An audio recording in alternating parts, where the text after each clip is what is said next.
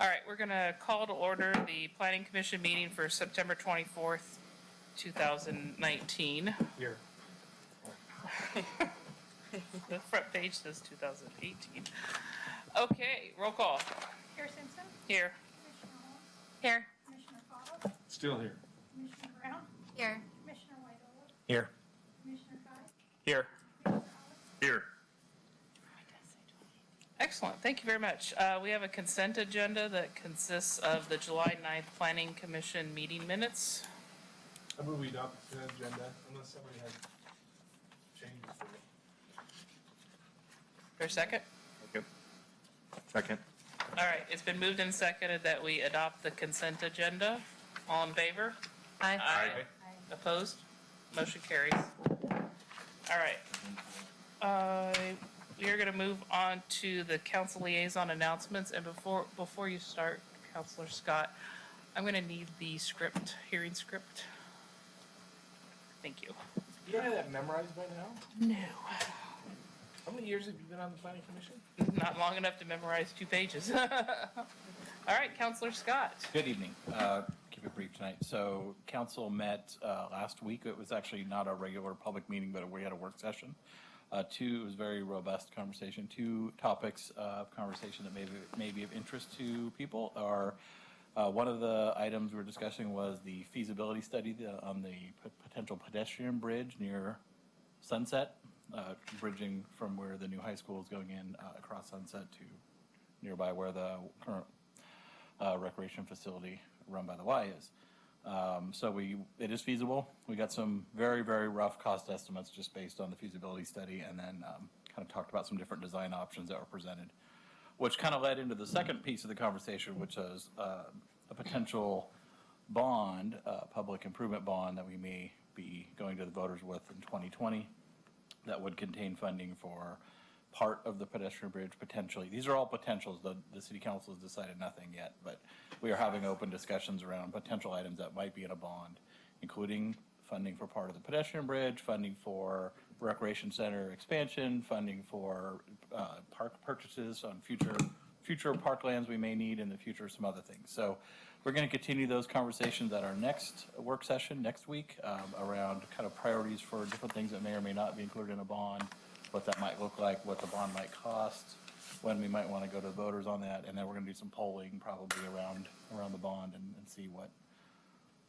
the public is interested in. So that will be next week, next Tuesday here. Work sessions I think start at 5:30, 6 o'clock, and then we have in our public session we have, in addition to the normal things, we have one public hearing around adding vaping to the list of prohibited activities on public property, smoking, drinking, other things. So just adding vaping. Can I ask a question about? You can.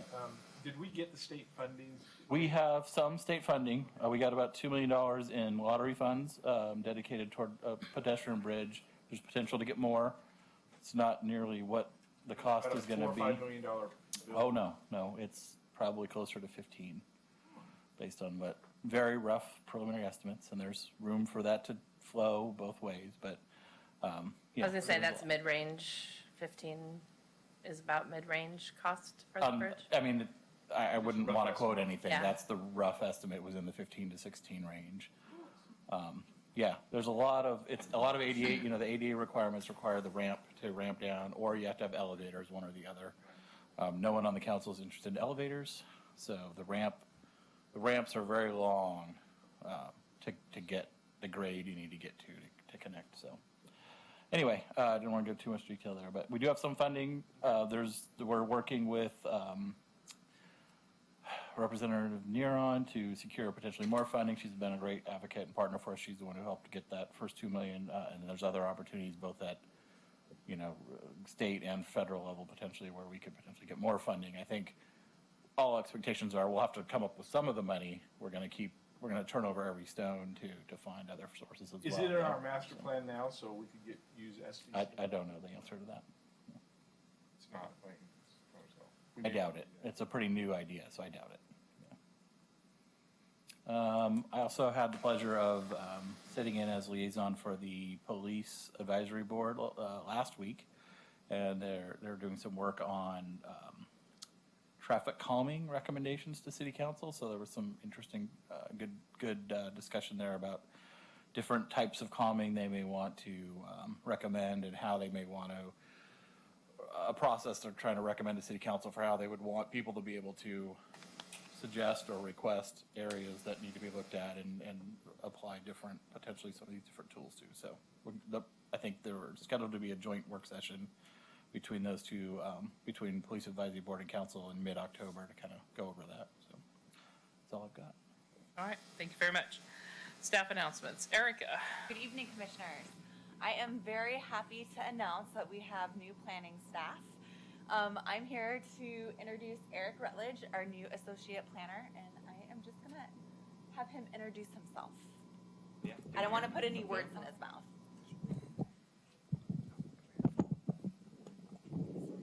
No, we'll leave it there. You can hear me. Good evening, Chair Simpson and Planning Commissioners. My name is Eric Rutledge. Happy to join the Planning Department as the Associate Planner. So I think the plan for right now is that I'll be working as the current planner, so processing everything from type 1 to type 4 and probably bringing a lot of applications to you, so really kind of helping with the day-to-day support. Joy's been handing me files with a sigh of relief already over the past 2 days. So looking forward to getting started and jumping right in. My background, I did my undergrad in geography and environmental studies down in the Bay Area. Had the pleasure of working for a nonprofit open space trust after that. So working in a little town called Half Moon Bay, just south of San Francisco, working to protect open space and then also manage that land for trails, wildlife protection, etc. Moved up to Portland to do my master's in city planning. So that was the last education. And most recently, I've been with the city of Fairview, so got my feet wet a little bit in city planning and code compliance work for the city, doing a lot of different stuff. They're a small team over there, so wearing a lot of hats, and happy now to be doing full-time planning for the city of Sherwood. So looking forward to working with all of you in the future. Good luck with Eric. Well, welcome. Vicious so far. All right. So most of you know that we have kicked off our second theme area of the comprehensive plan, which is a strong community culture and heritage. We did some light engagement activities over the summer. We were at the Sherwood Robin Hood Festival, movies on the green, music in the parks. So we did a lot of engagement activities at those events. And most recently, we did an activity at the Sherwood Art Walk on September 12th that drew a pretty good crowd. And we have also been doing focus group activities. We touched base with the Sherwood Chamber of Commerce, the Sherwood Art Commission, and also the Heritage Historical Society here in Sherwood. And we're also going to be touching base with the Library Commission next month as well. And we have a white paper up online that our Community Advisory Committee has reviewed that talks about the trends with these goals and policies that we're going to be working on in this theme area. And you can find that on the website, on the project website, Sherwood2040.org. I cannot repeat that enough because I want everybody to go to that website and take a look. And we're going to be coming back to Planning Commission on October 8th during your next work session with some draft goals and policies for you to review. And then the next step is to actually have an online survey up on our website probably mid to late October for some more additional input. And we hope to wrap up this section by the end of this year, by December. And we are right on track. So that's good news. Yes. I was, as you were naming off focus groups, I was wondering if you had sought any input from a high school group, any of the art classes or the art director, to get input from the high school. Not, but I'm going to touch base with them because we have some excellent communication strategies with the high school students involving this plan. So I'm sure we could probably gather that input. Okay, or get them the links for the surveys too. Yep. I'm excited to see you define what Sherwood's culture is. A lot of comments, our small town feel, right? That's what we always hear. So what Yeah. does that really mean? Yeah. Excellent question. So our next scheduled meeting is a work session for October 8th, and we're going to be looking at the draft goals and policies for this core theme area. We're also going to be taking a look and having a discussion on some amendments to our development code regarding signs and changes in our, or possible changes in our industrial land use section as well. Moving toward more employment-based issues. Definitely. Yep. And then next week, next Wednesday, October 2nd, is the Safe Routes to School annual walk and roll. Archer Glen is hosting this event, and what this event does is it really encourages kids within a mile radius to either bike or walk to school that day. And yeah, do you want to say a little bit more, Joy? I'm going to pass this to Joy. So the Safe Routes to School program is fairly new with Sherwood and our partnership with the school district. So Archer Glen has taken the initiative to participate in this statewide walk and roll to school day.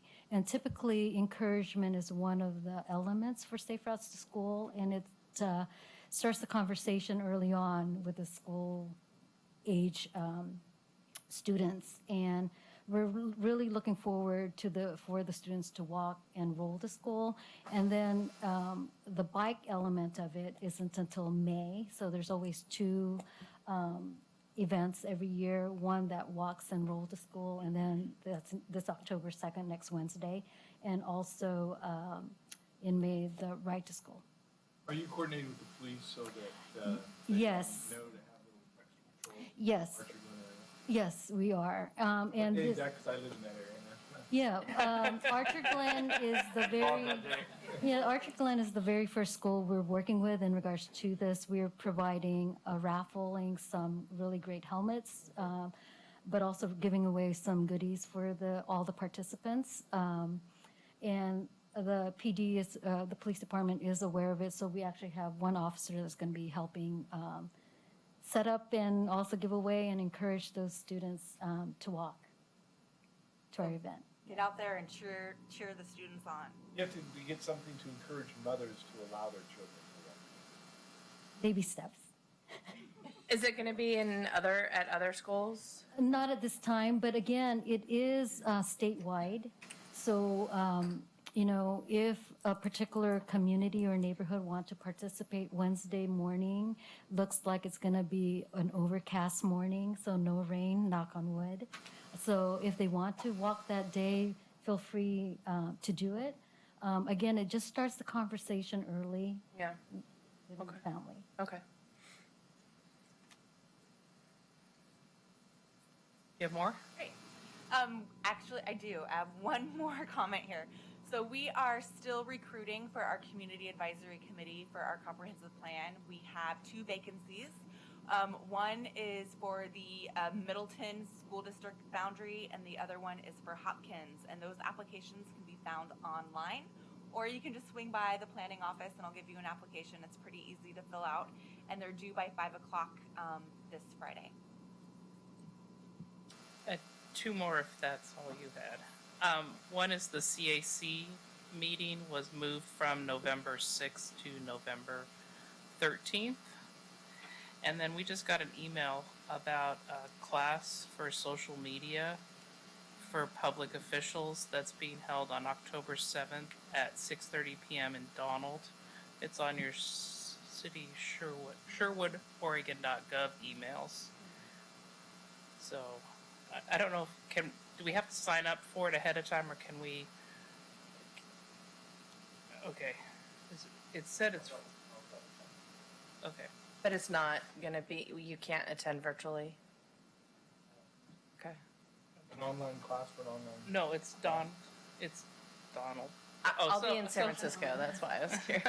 I get it. All right, It's tough when I have to explain like that. Yeah, I'm a little slow, but not stopped. All right. Any other announcements? All right. And then we're going on to community comments. Community comments are limited to those items not on the agenda this evening. I do not have any blue cards, but I will take a moment to say if you're planning on testifying this evening, we ask you to fill out one of the blue cards and turn it into one of the staff members prior to your testimony, so I can have an opportunity to call you by name. All right. Did you want to speak under community comments?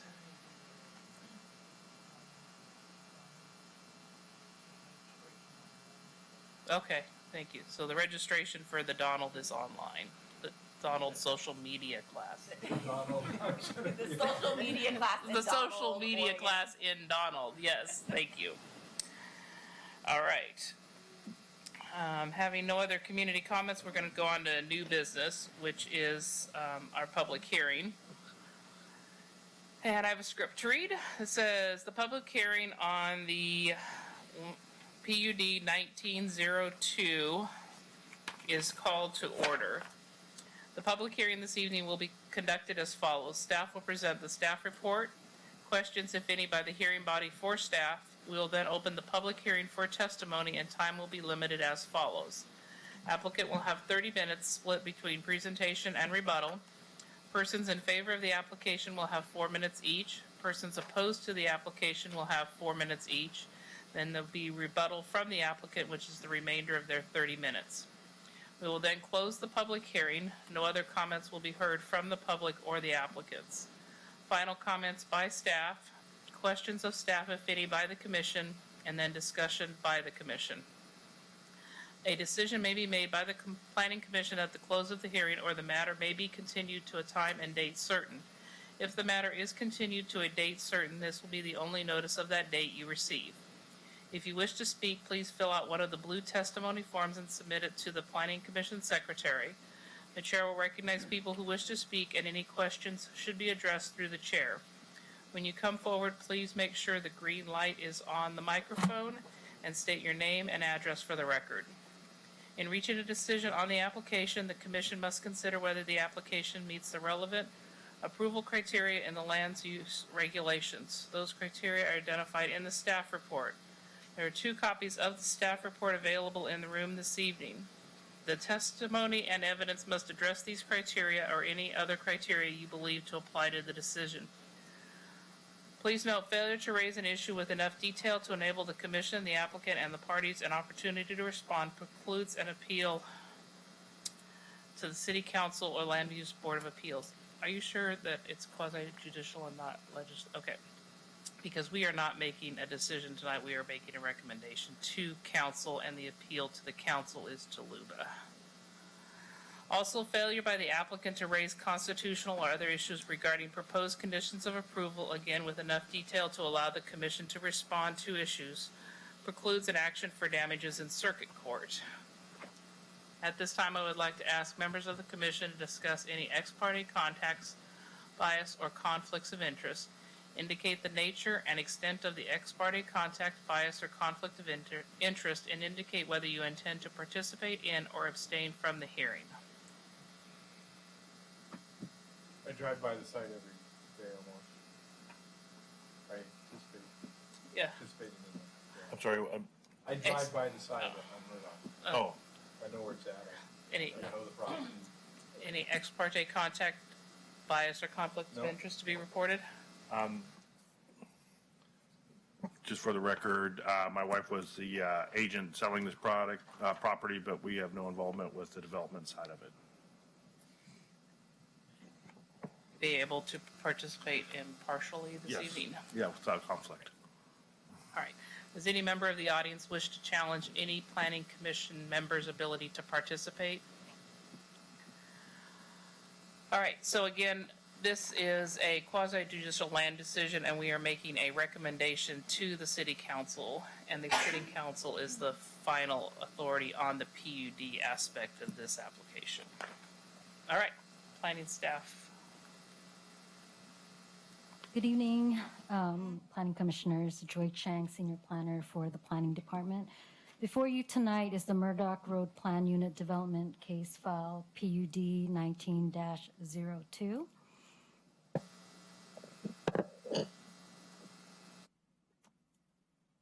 So the proposal is to develop 5.27 acres of land into 13 plan units, into a plan unit development subdivision with areas of open space. There is currently an existing home on lot number 12, so we're creating a total of 13 lots, but one of them has the existing home. All the proposed development within the subdivision are for single-family detached homes. And adjustments to front, rear, and street setbacks are also requested and will be further discussed. The image to the left identifies the location of the site with an address of 23000 Southwest Murdoch Road, located in southeast Sherwood, east of Southwest Murdoch Road, and just north of Southwest Ironwood Lane. The image to the right is the zoning map of the area, and the site is zoned very low density residential. With the proposed plan unit development designation, the site can be developed with a minimum lot size of 10,000 square feet, as long as additional criteria are satisfied. If approved, the zoning for the site would be very low density residential / PUD.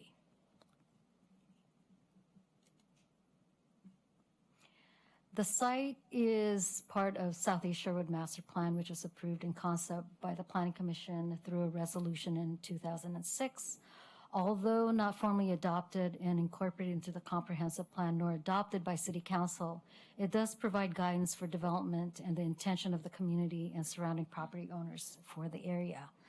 A piece of the Southeast Sherwood Master Plan was incorporated into the Community Development Code through Ordinance 2013-003, specifically section 16.12.010.a sub 3, that added Southeast Sherwood Master Plan Unit Development to the code. The parcel itself was part of the Ken Foster Farm site that has been identified by DEQ having contaminated soil. The property owner is responsible for completing the cleanup for all known contamination on the site. And the property owner also, as the applicant, is actively working with DEQ at the time of this application submittal to finalize the cleanup of the contamination. And all approvals for DEQ must be received prior to the application proceeding with any development of the subject property. The applicable criteria are listed or identified within this slide, and all applicable review criteria have been met or satisfied or can be satisfied as conditioned within the staff report. The PUD process, just as an overview, is a two-step process. The first step is the preliminary development plan approval, where the Planning Commission makes a recommendation to City Council, and City Council renders the decision. Once a preliminary development plan approval is received, then the second step can happen. The applicant would then submit a detailed final development plan for review and approval by the Planning Commission. Plan unit development integrates building, land use, transportation facilities, utility systems, and open space through an overall site design on a single parcel of land or multiple properties under one or more ownership. It allows for creativity and flexibility in site design and review, which cannot be achieved through a strict adherence to existing zoning and subdivision standards. The image on the site is the recommended alternative BC Southeast Sherwood Master Plan. As I mentioned before, a piece of this Southeast Master Plan was added to the code. The first standard is maximum density of allowance of 4 dwelling units per net buildable acre. The net buildable acre for this site is 3.32, which subtracts right-of-way dedication and open space tract. Based on that 3.32 acres, the site can be developed with a maximum of 13 lots. And of course, the applicant is proposing 13 lots, meeting the standards. The proposed plan unit development identifies a north and south local street that connects with that is consistent with the Southeast Sherwood Alternative BC plan reflected on the site. It connects ultimately to the south to southwest Ironwood. Furthermore, open space, specifically Tract A, is consistent in regards to the master plan as proposed. The minimum lot area, again, is 10,000 square feet, and this is the preliminary site plan. And the proposed lots are in a range of 10,031 square feet to 30,630 square feet.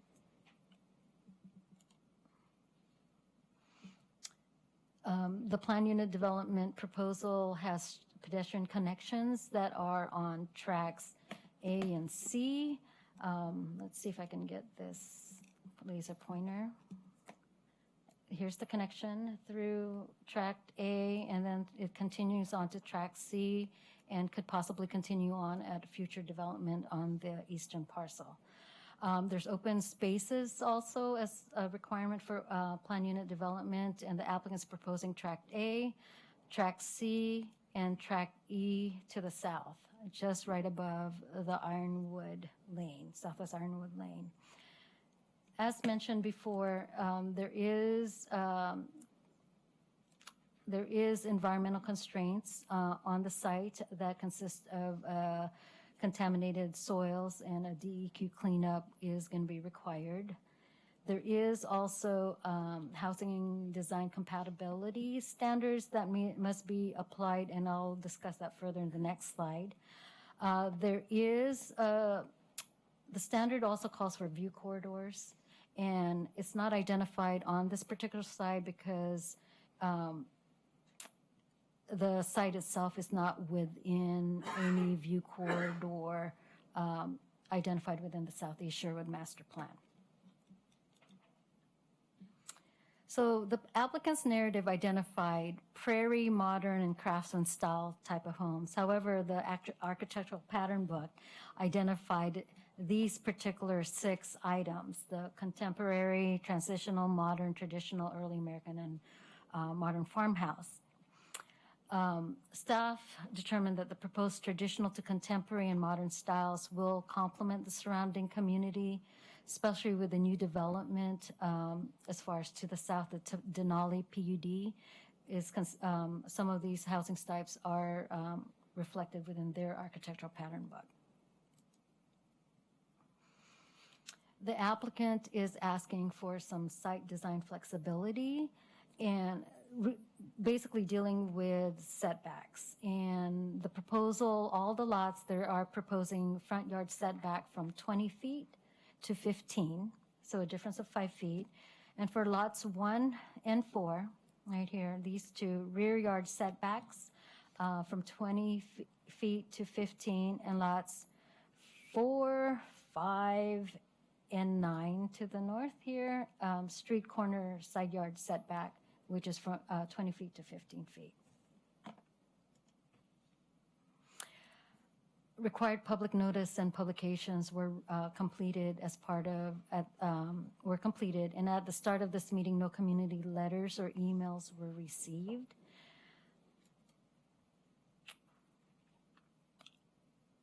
All other approval criteria not highlighted in this oral staff report are addressed within the written staff report, and the criteria have either been met or can be satisfied as conditioned.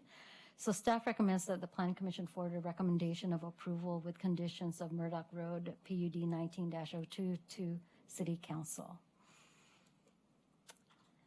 That concludes my staff report, and I can answer any questions you may have.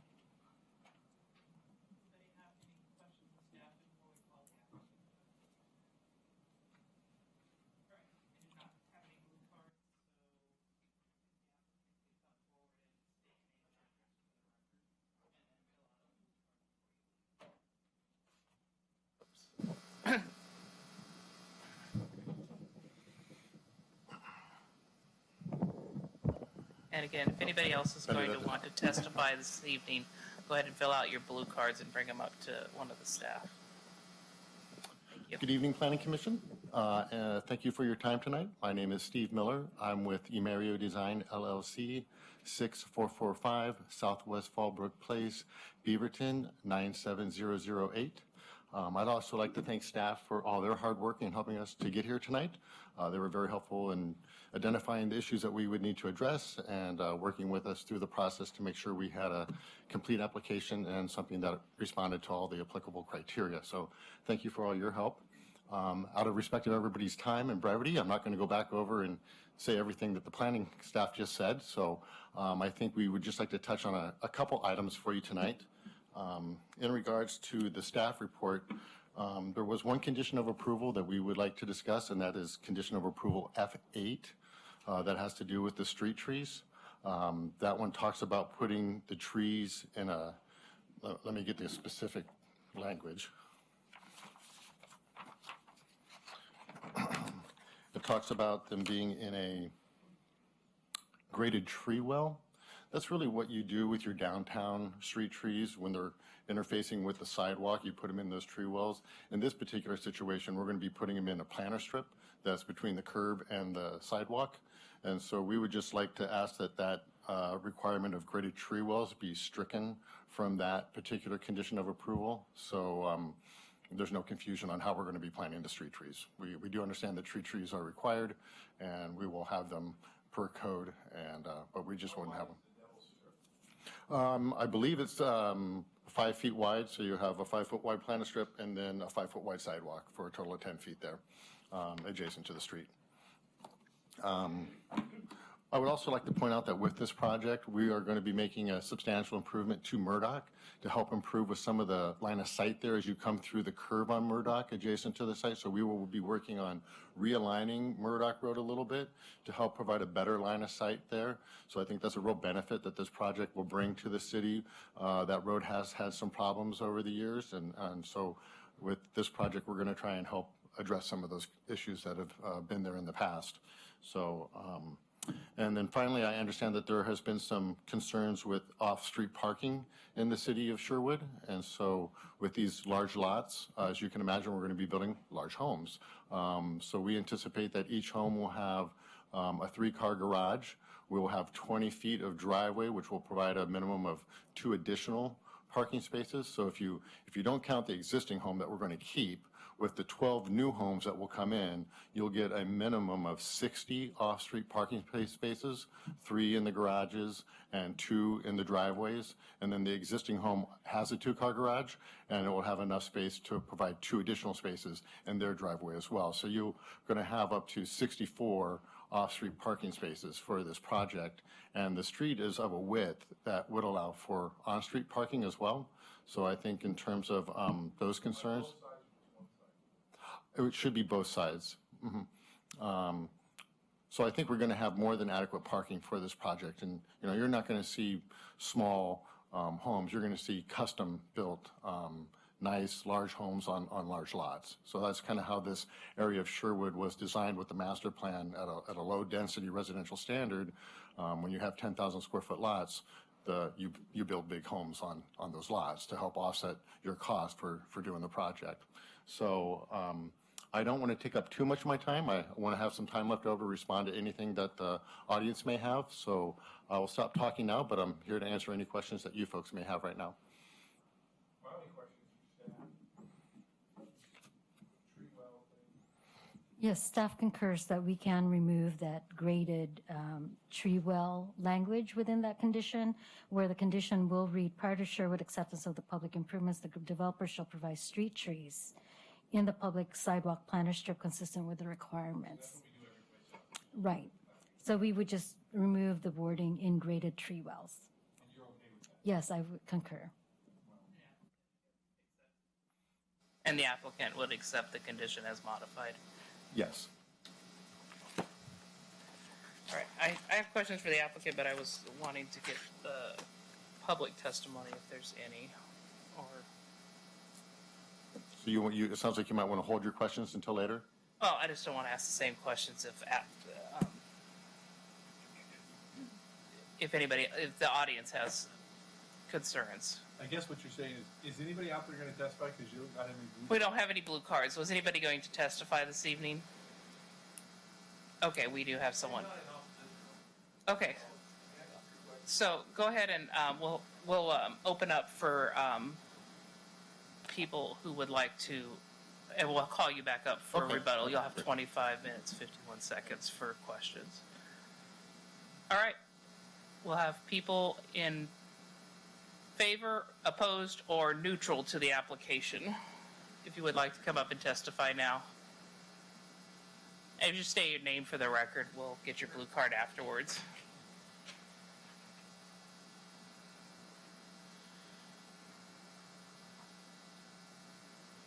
My name is Pat Husky.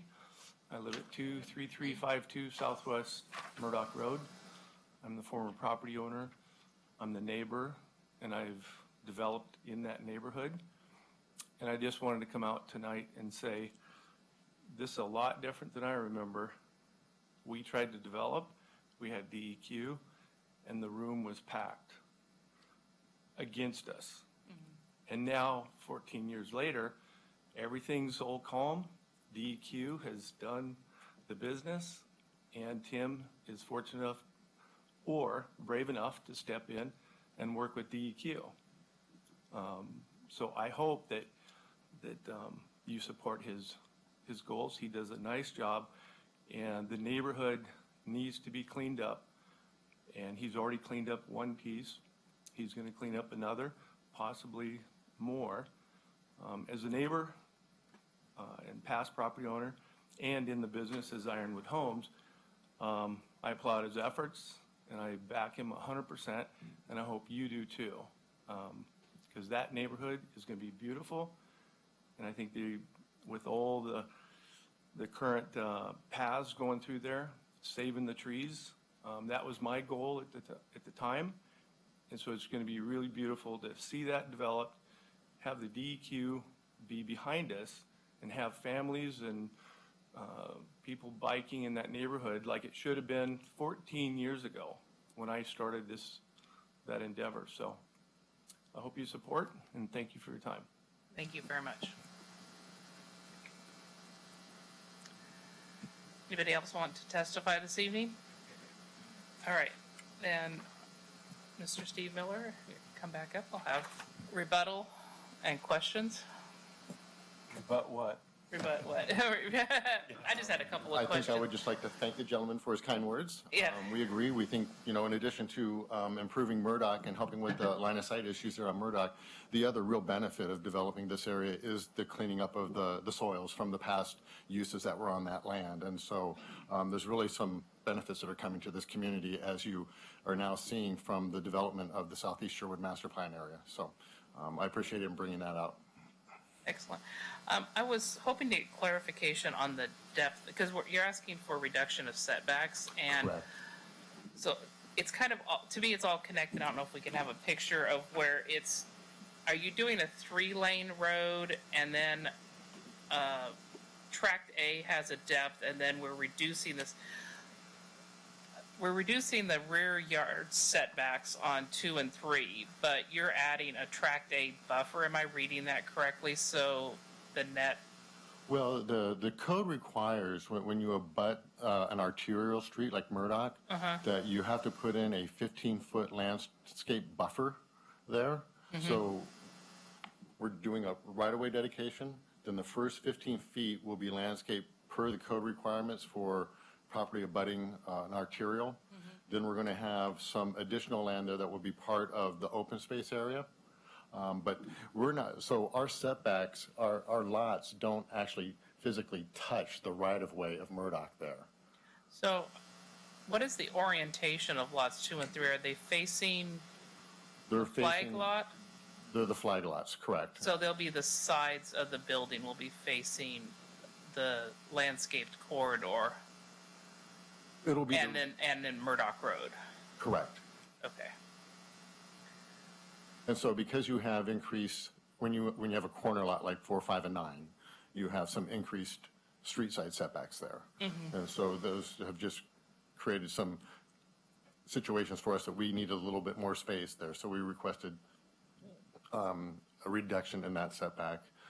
We also would like to have the houses be a little bit closer to the front, so we would like the house to go to 15 feet, but we're going to maintain the garage at the 20-foot setback, so you'll have your driveway depth that you need to handle 2 parking spaces there for cars in addition to the garages that will be on the homes. It's like you were reading my mind how you were getting 20 feet out of a 15-foot setback, so thank you for that. Yes. So, and I had raised the concern about a parking because any overflow parking is going to go someplace, and so it seems like with 3-car garages and a 20-foot driveway. So because he testifies in that, do we put that in as part of the parking plan that comes through in the final site plan development, or is that just how it works? I'm not looking to staff to answer how that, Isn't it just a part of the condition that he has to meet the off-street parking requirements per home, which is Right. one. which is one? One. So the way that currently, the way that the condition of approval is identified is prior to issuance of a building permit, each lot shall provide for 1 off-street parking space. So we're going about 5 times over that. With Not including garage. So my concern with the beginning of this is we're building to the maximum, and his testimony is that he's going to provide 2 off-street parkings for all newly constructed houses. And so when we get the final site plan, we'll see a parking plan that agrees with what your testimony is this evening. Is that? In our code, you can't count the garages as part of parking, but other than that. I'm not completely sure what you're asking, but if you're asking if we can bring a diagram forward at that time frame to show you that the driveways will be of a depth that can accommodate a minimum of 2 cars, even though the standards is 1, I can certainly do that. We don't have the house designs for all the lots yet. Right. But I can certainly, I mean, just with the condition alone that we have right now, we asked for a 20-foot garage setback. So we have asked that the garages be 20 feet deep, which will give you that 20-foot driveway to maintain a minimum of 2 cars. But we can certainly bring a diagram forward to show you that. Not part of this process, not to delay this at all, but Sure. just when you bring in In your the final final site development. plan, then we'd have a parking plan that shows 2 spaces per driveway. That's beautiful. That's kind of weird about our code. One A space. 1,200 square foot apartments requires 1.5 or 2, depending on how many bedrooms they have, and a Metro. 10,000 square foot house only requires 1 parking spot. That's Metro. So, Commission, I would recommend that prior to approval of a PUD final development plan, we have the following condition. The applicant shall provide a parking plan showing 2 off-street parking space per lot. Does that change the timing of him being able to move this forward? No, it does Okay, not. perfect. It basically says when they come in for that final development plan, they're going to show us a plan showing those parking Okay. spaces. We're fine with that. Okay. I think what you're bringing to us is a solution to a perceived problem in Sherwood all over the place. So bringing it ahead of the game is very much Yeah, appreciated. I appreciate that. I mean, as you can see from the slide that's up there right now, you can see our building envelopes. And so we'll probably just keep that and show you, because we have a pretty good idea where the driveways are going to go right now. So we can show the driveways and the depths that they'll have for each lot. And then I wanted clarification and conversation about the way the application reads and the staff report reads about the architectural design booklet, the pattern book. And it reads as if when it comes back, the Planning Commission is going to be the Architectural Review Committee, which is what we normally act as, except when the architectural design book is already completely done. Then the Planning Commission doesn't, it's a staff level decision. So if the staff could help me understand, are we going to be, I'm concerned, the architectural design book doesn't look complete. It just has a lot of elements thrown into it with not what we've seen in the past. I'm just trying to. Well, this particular architectural pattern book is very similar to what you've seen in the past, because this is what we brought forward for the Denali PUD. And the whole goal here is to have this be a part of the Denali PUD.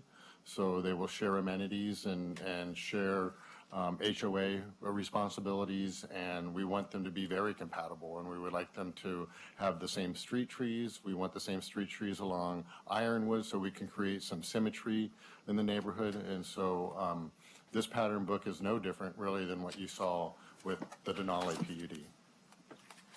Okay, and I think, did not we strike the modern, or did we change that? And this reflects the changes that were made with Denali. So as we went through that process with you, this book is consistent.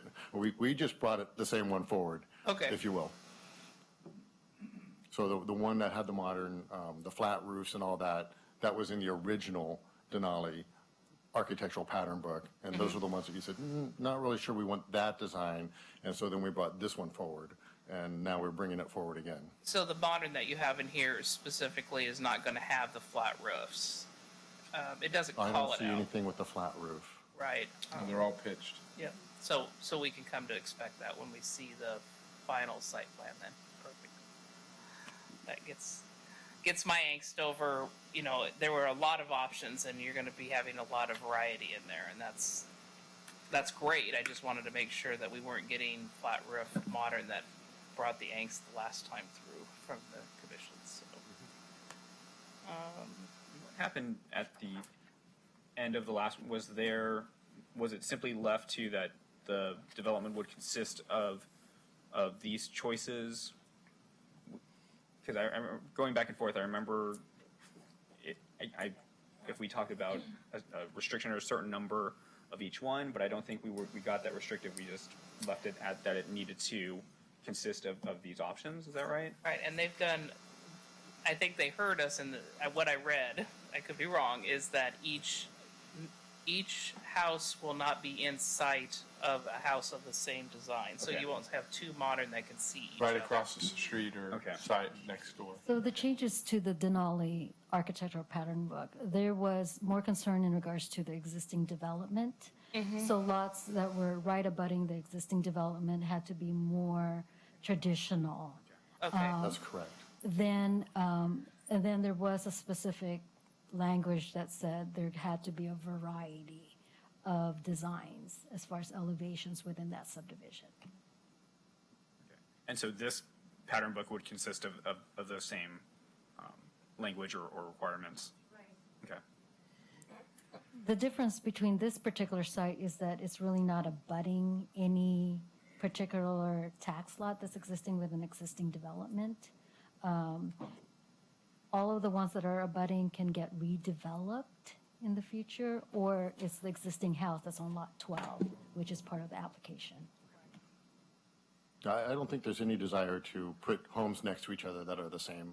Again, the developer is a custom home builder. He's not your typical production home builder that's just flopping down patterns, you know, one after the other. You're going to get a lot of variety, and you know, when I talk about symmetry, we're more interested in having the neighborhood have a feel with the street trees and the open spaces having some continuity. But the home designs, we want to make them as diverse and as unique as possible to create interest in the whole project. So we don't want to back them up with the same design next to one another. Right.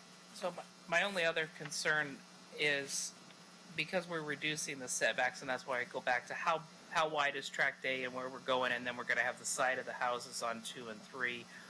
Just in the architectural review, part of that not having flat walls facing our community. So I would not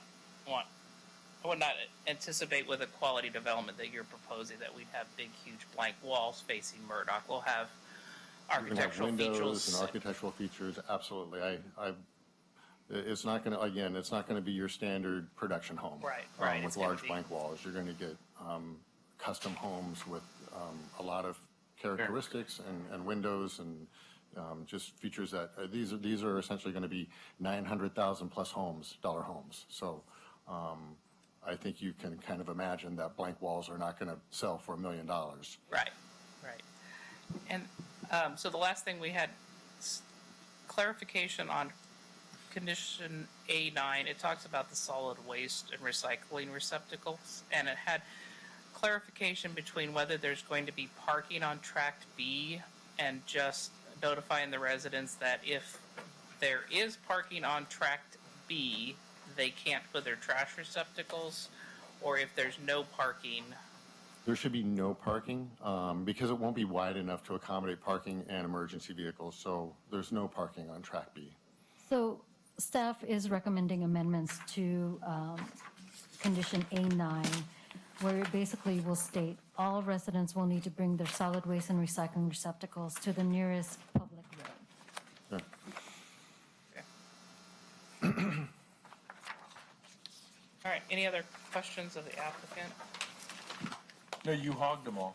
I did? Good. Good, Gene. Bad, Gene. You'll only talk. I do have one question. Yes.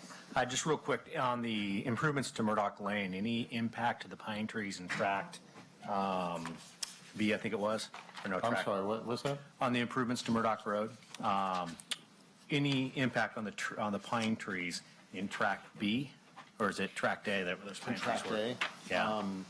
We have proposed to save the largest not ponderosa, but Douglas firs on the site. So let me see if I have that. If you have the packet with all the different. And just to sets of clarify, I'm referring to tract D as in David. I apologize. The water quality feature. Okay. Oh, the water quality, okay. Was that where was the pine tree grove that you guys were saving? I apologize. The Pine Tree Grove is just on the west side of Lot 12. If you look at sheet 4 of 12, This right here. right where it says Tract A, you can Yes. see that we're proposing to preserve trees in that area. Correct. And those are the largest Douglas firs that are on the property. D, they'll have to take them out In terms of in order to Tract water D, Tract D is our water quality Right. facility. And so that'll be landscape per CWS requirements. So if there is an existing tree in that corner, unfortunately, it would need to be removed to accommodate the water quality facility. So I apologize. Let me just clarify my question. Would be regarding tract A, now that I have the map in front of me. Any impact to the trees for the site improvements to Murdoch Road? Only along that portion where we have to do the work for Murdoch Road to improve the line of sight. Okay. So, we have taken the grading into consideration, and that's really what this sheet 4 is showing you, is the grading plan. And so where you see some of those topo lines to the south of our trail, we need to do some extensive grading in that area, but we've held off on grading to the north of the trail so we can keep that area natural and preserve those trees that are in that area. All right, thank you.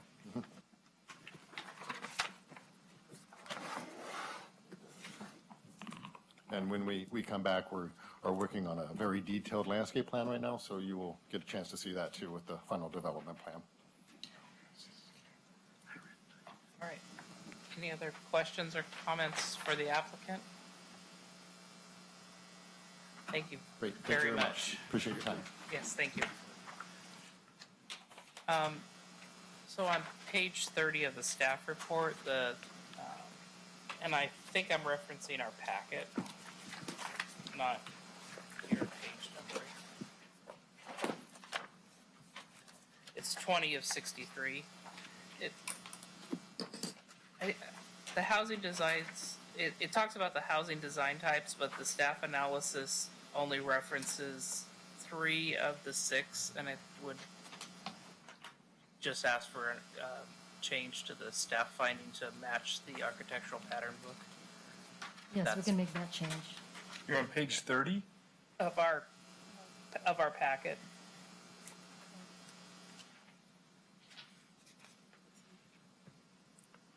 My page 30 is talks about on-site circulation. Modern and craftsman style. It's Oh, I see. 20 of 30. 63. I was It would looking be at page 30 of 20 on the packet. Oh, I'm sorry. Did you print it online? No, I just, whatever they gave me. That's why I don't have to go to the social media class, because I don't do anything online. Yeah, there you go. Oh, I see, okay. I think we should just call out that there's 6 different designs and not just 3. Yeah.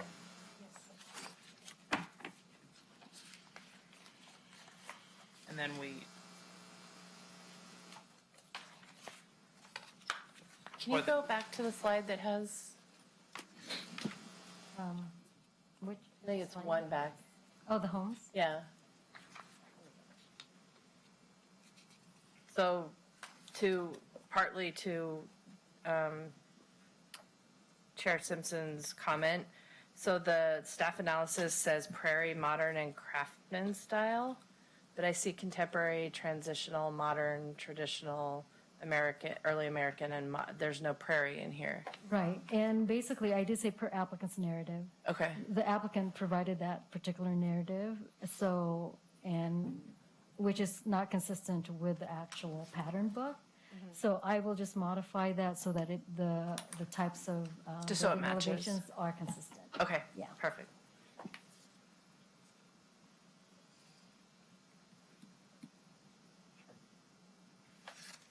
I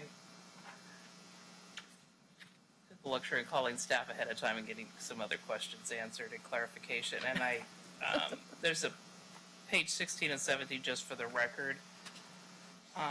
There's kind of a repeat of the, I'm just going to put it on the record, that I spoke with Joy previously. There's a staff analysis as it relates to 1640.20, and it's repeated 16.40.20, but the language is a little bit different, and we're going to provide consistency in the final staff report before we send anything on to council. Yes, we will modify that. So we're gonna have an initial vote, and they're gonna come back with the final application with, because this is the, what did you guys call this, the quick? The preliminary. Yeah, the preliminary. So tonight you will be making a recommendation to City Council for this preliminary approval. And City Council, we have them tentatively scheduled for the first reading for November 5th. If you do recommend approval to move it on to City Council. They approve it. If they approve it, then it comes back to us for final review to make sure all the conditions are met. For final PUD. So we're approving the lot lines and the pattern book and the setback modifications and all the making code recommendations changes on the PUD stuff. Right, you're making a recommendation to City Council. Okay. on that. And then that recommendation, if they approve it, then their site plan has to come in with all our, so if they're asking for 15-foot setbacks, when it comes back in, it can only be 15-foot setbacks. Okay. I just want to make sure I understood. I knew it was going up to them and then back to us, but it's parcel of just two different applications, really. Because it's a PUD and then we have the site stuff. Right, again, it's a two-step process. So it's the one application, but two steps.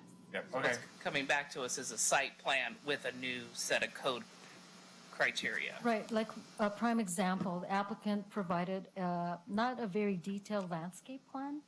It was a lot of brushstrokes in regards to that, and I've conditioned it so that at the time that they submit for their final development PUD site plan, we need to have all those details as far as the specific trees, irrigation, and all that, and how all the standards are being satisfied. Okay. And they will bring the CCNRs in at that time. Prior to plating, the CCNRs would be required because they would need to be recorded with the plat. So, yeah, not before our next meeting, but before they plat it. Okay. Right. So do you want our comments? Gene? We have a motion? I move we adopt this as amended. Or do you want to read the motion thing? I move the Sherwood Planning Commission forward a recommendation of application PUD 1902 based on the applicant testimony, public testimony received, and the analysis findings and conditions in the staff report with the following modifications as presented by staff. Second. So the modifications were to A9 and F8. And UB11, as far as for the parking. And, added B11. Right, prior to approval of PUD final development plan, the applicant shall provide a parking plan showing 2 off-street parking per lot. Okay, so that was a recommendation, a motion to recommend approval, correct? Right. And you second it? Yep. All right. Discussion by the commission? It's a great application. It's a very, very tough site because I remember what Husky had to go through because I think it's the hides that contaminate everything, isn't it? Yeah. They're everywhere in Sherwood. If you're lucky enough to buy a site that they dumped on, then, and you're doing an awful lot for the city with a very small piece of ground. So I know the margins are thin here because of the improvement in the DEQ remediation requirements. So I think this is great for Sherwood. Yep. All right. Any other comments before we take the vote? All right, it's been moved and seconded that we recommend approval to the city council on PUD 1902 Murdoch Road PUD as amended. All those in favor say aye. Aye. Opposed? Motion carries. Thank you very much. All right. Planning Commissioner announcements. Does anybody have any announcements? Barcelona won finally. All right. Stole my thunder with the CAC meeting on the 13th, so that's it. So, what? I'm going to Disneyland. All right. And taking the rest of us? Yeah. Oh, wait. Not me, because Disneyland is not the happiest place in the world when I'm there. Just depends who you go with.